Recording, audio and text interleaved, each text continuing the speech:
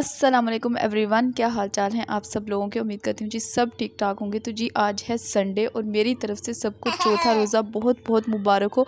तो यहाँ पे मैं जनाब स्टार्ट हो गई थी डीप क्लीनिंग किचन के लिए, क्योंकि डेली जो है ना मैं जाती हूँ जॉब भी करती हूँ तो टाइम नहीं होता इतना, और वापसी पे आके और बहुत सारे काम होते हैं। तो आज मैंने सोचा ज़रा इसकी किचन की सफाई कर ली जाए। सबसे पहले मैंने चूल्हे से स्टार्ट किया। ये बहुत ज़रा ना ऑयली ऑयली सा हो रहा था, क्योंकि आजकल फ्राइंग आइटम्स बन रहे हैं तो अक्सर चम्मच वगैरह ऊपर रखने से ना ये ऑयली हो रहा था। हालांकि साथ साथ डस्टर रखा हुआ उसके साथ सफाई करते रहते हैं, लेकिन आज मैंने सोचा इसको ज़रा धो देती हूँ अच्छे तरीके से।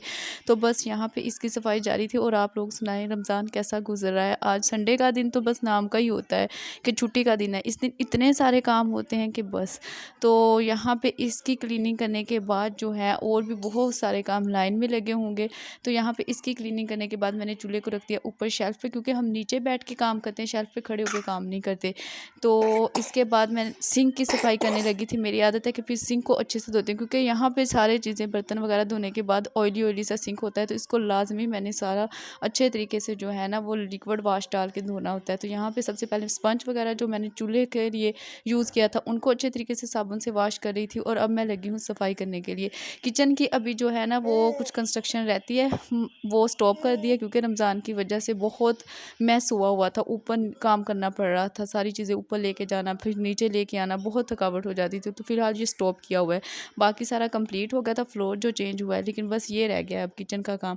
तो यहाँ पे बस मैं इसकी क्लीनिंग करी थी। सारा मैंने चीज़ें निकाल निकाल के कैबिनेट में से जो है ना वो सारी अच्छे से झाड़ू लगाई है। और यहाँ पे मैं फ्लोर साफ़ कर रही थी। कुछ ज़्यादा ही गंदा नज़र आ रहा था, क्योंकि अंदर से चीज़ें जो है ना वो निकली हैं कुछ एक।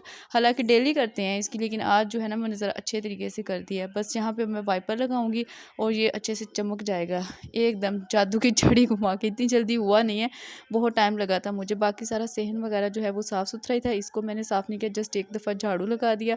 और बाकी ज़नैरा लोग जो हैं वो फैसलाबाद के हैं। कल से हमारी फैमिली में एक डेथ हो गई थी उसके लिए। तो मैं यहीं मुल्तान में हूँ। तो ये यहाँ पे अब मैं आ गई थी अपने रूम की तरफ। सुबह सुबह बेड मैंने बना दिया था कि अली को इतनी खांसी है आजकल। आपको वीडियो में भी उसकी मैं जब रिकॉर्डिंग करी थी मेरे पास ही था, आवाज़ आई होगी। मेरे अपने गले में भी खराश है थोड़ी सी ना, मौसम चेंज हुआ है यकदम से। पहले गर्मी आई है फिर सर्दी आ गई है, उस वजह से ना बच्चे भी बीमार हुए हैं और बड़े भी। जाते जाते सर्दी कहते हैं ना, एक तो आते हुए बीमार करती है, तभी इंसान जर्सियाँ वगैरह नहीं हम लोग पहनते, और जाते हुए भी बीमार करती है, तब भी जर्सियाँ वगैरह जो है ना हम लोग उतार देते हैं। हालांकि अली को मैंने कपड़े अच्छे खासे पहनाए होते हैं, पता नहीं इसे कैसे सर्दी लग गई।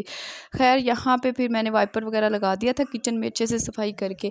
और अब बारी थी इधर मेरे कमरे की। मैंने ये बेड वगैरह तो बनाया, बस अब यहाँ से जल्दी जल्दी सफाई करते हैं और अपना काम ख़त्म कर। अच्छा, मुझे एक बात पे बड़ा गुस्सा आता है। अब मैंने इस बात को जो है ना वो इग्नोर करना शुरू कर दिया है। मतलब हम लोग जैसे भी काम कर रहे हो ना, छुट्टी वाले दिन भी हम लोग काम कर रहे होते हैं, और हमेशा जो होते हैं ना आपके जो शोहर हजरात होते हैं या आपके जो भाई होते हैं वो एक ही बात कर देते हैं, तुम करती क्या हो सारा दिन। खुद मतलब बंदा पूछे सारा दिन, जो छुट्टी का दिन होता है या ऑफिस से आने के बाद का टाइम होता है, टांगे पसार के आराम से लेटे होते हैं, हर चीज़ चारपाई पे मिल रही होती है। हम लोग बच्चा भी साथ देख रहे हैं, साथ अपना खाना भी खुद ला रहे हैं, इनको भी दे रहे हैं। बेशक वो वर्किंग लेडी हो, बेशक वो हाउस वाइफ हो, वो तो सारे ही काम देख रही होती है, उसकी तो कोई छुट्टी नहीं होती। खैर क्या बंदा अब इस बात पे कहे ना कुछ। यहाँ पे मेरी सफाई होगी थी, साथ साथ मैंने अपना दुखड़ा भी सुना दिया, जो कि तकरीबन हर फीमेल का ही होगा। और आज मैंने ना कुछ व्लॉग जो है काफ़ी लंबा बनाया है। फर्स्ट टाइम मैंने व्लॉग इतना लंबा बनाया, अदरवाइज़ मैं जो है ना 5 to 6 मिनट का बनाती हूँ जस्ट। तो आज बस ऐसे ही दिल कर रहा था, मैंने कहा चलें आज थोड़ा जितना मैंने काम किया सभी आप लोगों के साथ शेयर कर देते हैं। और यहाँ पे जनाब डस्टिंग हो रही थी सफाई के बाद, जल्दी जल्दी सब डस्टिंग कंप्लीट करते हैं। और आप लोग सुनाएं कैसा जा रहा है आप लोगों का रमज़ान, कमेंट सेक्शन में आकर बताएं आप लोगों की क्या क्या मसरूफियत है।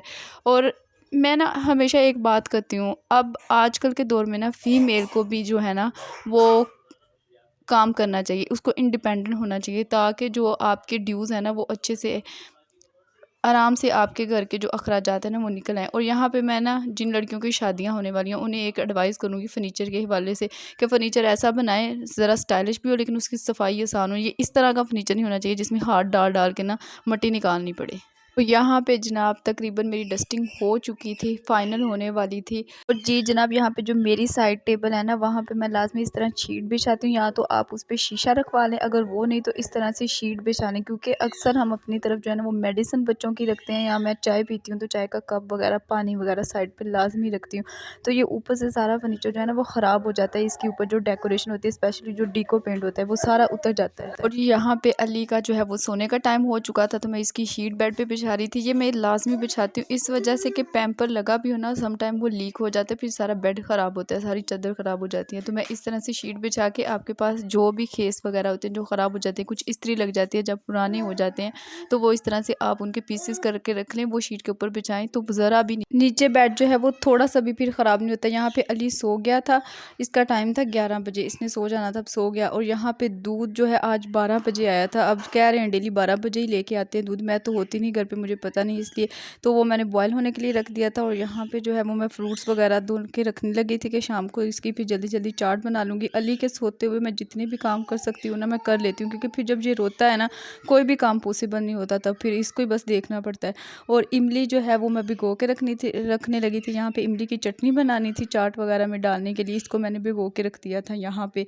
और जी इसके बाद जनाब क्या काम था, हाँ आटा गूंदने वाला था। मैंने सोचा आटा भी गूंद के जल्दी से रख लेती हूँ, क्योंकि रोटी जो है ना वो लाजमी खानी चाहिए, उसे स्किप नहीं करना चाहिए रमज़ान में, फिर बहुत ज़्यादा वीकनेस हो जाती है। तो यहाँ पे बस मैं जल्दी जल्दी से आटा गूंदने लगी थी। और ये करके फिर मिलते हैं आपसे नेक्स्ट सीन में इंशाल्लाह।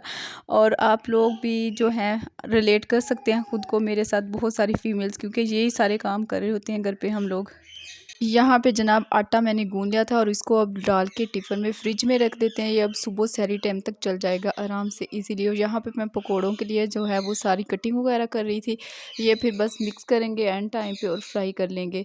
और उम्मीद करती हूँ आपको मेरी आज का व्लॉग जो है, मेरी कह रही हूँ, मेरा आज का व्लॉग पसंद आया होगा। अगर पसंद आया तो काइंडली मेरे चैनल को सब्सक्राइब कीजिएगा, वीडियो को लाइक एंड शेयर कीजिएगा, क्योंकि फिर हम लोग मिलते रहेंगे और आपको मेरी हर आने वाली नई वीडियो का नोटिफिकेशन मिलता रहेगा अगर आप बेल आइकन को प्रेस कर देंगे। तो मिलेंगे इंशाल्लाह ताला नेक्स्ट वीडियो के साथ। अपना और अपनों का ख्याल रखिएगा। अल्लाह हाफ़िज़।